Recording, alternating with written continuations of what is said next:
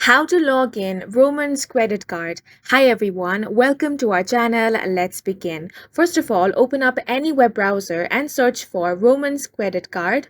Out of the search results, click on the one that says credit card. Once you click on it, it is going to take you to another web page. On this web page, the first thing you want to do is log into your account. For that, click on the sign in option. Once you click on it, the sign in portal will appear. Here, you want to enter your email address on the first box. Once you do that, enter your password on the second box.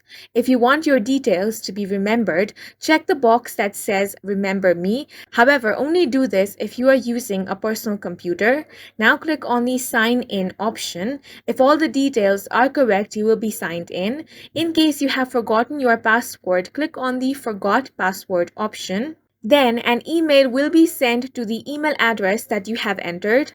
From the email address, you will receive a link. Click on it to reset your password.